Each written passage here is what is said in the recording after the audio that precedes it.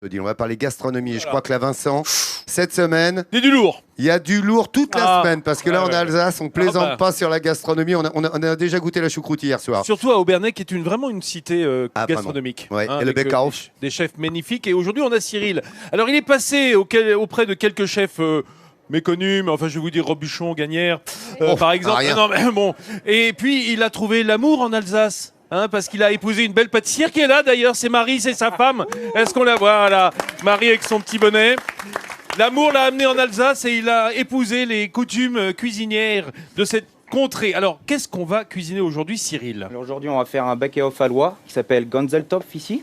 Ganzeltopf. Voilà. D'accord. Donc, Et regardez cette oie, si c'est beau. C'est comme un énorme canard. Alors, il faut dire que l'oie, c'est un peu le sous-produit du foie d'oie, comme le canard est le sous-produit du foie gras de canard. C'est assez inhabituel, mais dans la région, ça se cuisine beaucoup pour les fêtes. tout à fait.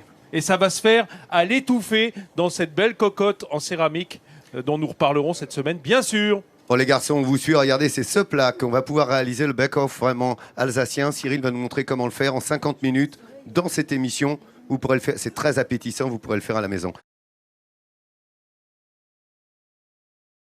Dis donc, la découpe de l'oie pour le bake-off, comment ça va se passer? Oh lolo, ça c'est une splendeur. Vous savez, quand on achète une oie, et si on l'a chez un volailler, on peut lui demander de la découper, mais quand on achète dans la grande distribution, ce qui arrive de plus en plus souvent, on ne sait pas tellement par où attaquer le volatile. C'est pareil pour le canard, autant sur les poulets, vous voyez, les jointures sont bien marquées, autant sur une oie, c'est pas si évident que ça. Donc Cyril, au boulot, c'est parti. On découpe parce qu'on va en fait confire cette oie. Vas-y, montre-moi. On y va.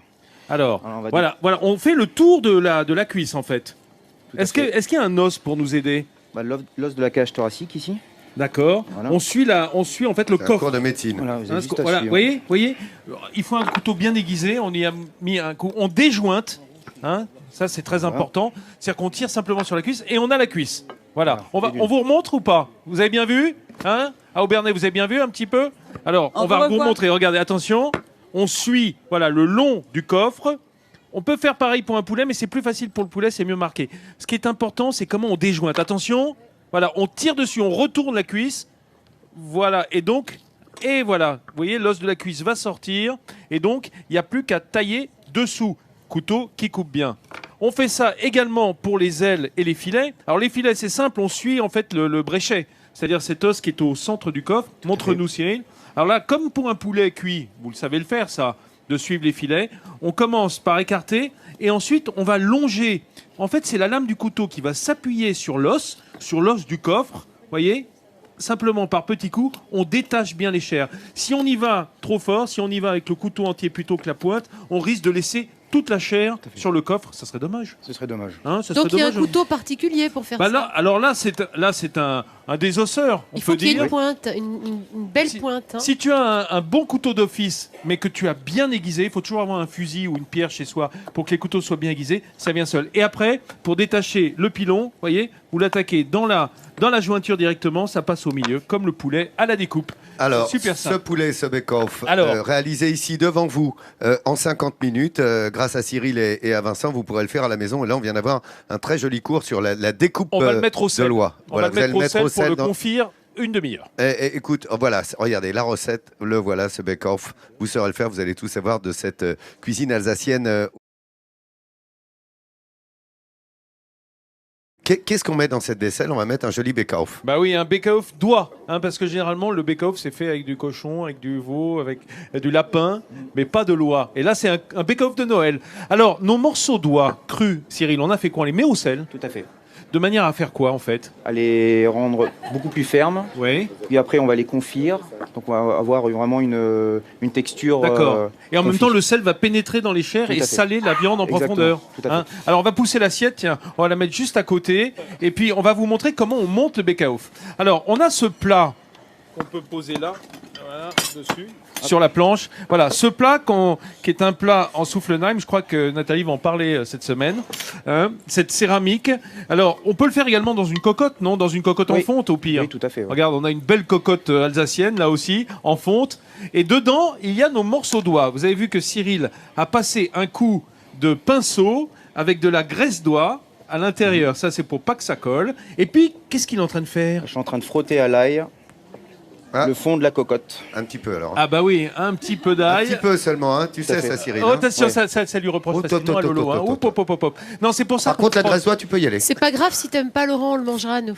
Je tiens à vous préciser une chose très importante. Ça ne sert à rien dans les plats en pyrex, hein, c'est-à-dire en verre à four. C'est pour moi qui dis ça. D'ailler avec de la gousse d'ail parce qu'il n'y a pas d'aspérité. Donc la gousse d'ail, elle glisse et elle ne laisse pas. Tandis que dans des céramiques comme celle-là, où le grain du grès ou de la terre cuite va faire des aspérités, oui, ça la râpe un petit peu la gousse d'ail. Et donc c'est pour ça que c'est utile dans ces plats-là de le faire en frottant. Du coup, Vincent, t'en mets plus du tout après d'ail. Voilà, C'est juste en fait, ça. on met plus d'ail après, c'est juste frotter. On peut en rajouter on mettra une quelques petite sifflets. Ah, quelques d'accord, sifflets. quand même. Alors ça, c'est quoi les légumes? Alors là, on a les légumes émincés. Donc on a de la pomme de terre, du céleri rave, du navet boule d'or, on a du poireau, du chou vert, de la carotte. C'est la garniture légumes de ce becao. Tout à fait. D'accord. Donc là, tout est cru, taillé en lamelles. Je mets d'abord les pommes de terre, après le céleri, les navets boules d'or. Je vais ajouter les carottes. Voilà, tout ça émincé hein, en petites rondelles. Et puis on sort nos morceaux. Regardez, ils sont dans leur petite piscine chauffée. Hein, ce sont ces morceaux. Alors c'est pas vraiment Nage bien. Lolo, c'est pas vraiment du confidois parce que le confidois c'est plusieurs heures, tandis que là on a laissé qu'une demi-heure, Cyril. Voilà, tout à hein. fait. C'est juste pour commencer à les nourrir un peu, à les assouplir, à les alanguir dans leur graisse. Voilà. Mais c'est un plat qui est relativement maigre parce qu'on rajoutera pas de graisse de cuisson. Non. Voilà. Il y a juste le peu de graisse qui est sur les morceaux d'oie. Déjà, ça sent bon, je peux vous dire. Le petit poireau émincé, Poireau, vous allez le voir, chou vert. et le chou vert. Alors, on a pris vraiment le vert des feuilles, là. Voilà, hein. tout à fait. Hein, c'est ce qui va donner son arôme. Vous savez que le plat, il est presque fini, là? Vous le croyez, ça? Pas vrai. Non, mais- qu'est-ce que mais tu nous ouais. prépares après. Tu veux dire que le bake-off comme ça à la maison, là, en te regardant, Bah, on peut attends. vraiment le faire à la maison en Mais peu de même temps. quoi. pendant que vous regardez Midi en L'émission, France, bah ouais. oui, pendant Midi en France, vous le C'est vrai faites que en ça a même l'air temps que nous. facile, hein, je pense En que- même temps que nous. Hop, un petit coup de légumes. On remet. Et après, on vous montrera comment on lutte la cocotte. D'accord, tu feras luthier. Pour tout à cuire l'heure. à Allez. l'étouffée. Luthier, absolument. Regardez, ce bake-off, vous le voyez là à l'image. Vous avez vu, franchement, on vous donne les détails et le tournement vraiment des Alsaciens pour le faire correctement avec Cyril. Bake-off, comment il se prépare ici? Hop, hop, hop, hop, hop, Oh, ça hop. va bien, mais ça donne faim. Regarde, Lolo, on a donc fini de mettre la garniture aromatique. Petite minute pour nous montrer Qu'est-ce un peu qu'on ce que tu rajoute, fais. Cyril? On a du vin blanc sec. Du vin blanc, Référence du vas-y, Riesling. verse largement, mon ami. Voilà. à Voilà. quantité, Puis quoi d'autre? toujours du vin blanc. Eh ben voilà, une deuxième dose, hein, parce Voilà. qu'il n'y en a Bah, jamais tiens. assez. Il faut que ça baigne Voilà. dedans. Je vous rappelle que si vous ne pouvez pas confire votre oie ou votre canard, hein, parce qu'on peut le faire avec du canard également, vous pouvez prendre du canard confit en boîte, bien le dégraisser.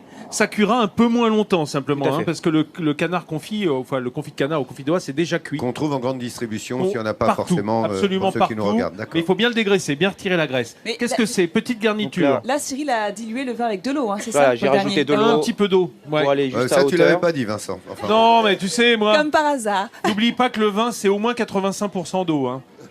oui, voilà. Tous les Donc, vins. Hein, donc il y en a déjà pas mal ouais, dedans. donc buvez de l'eau avec modération maintenant, c'est ça qu'il veut dire.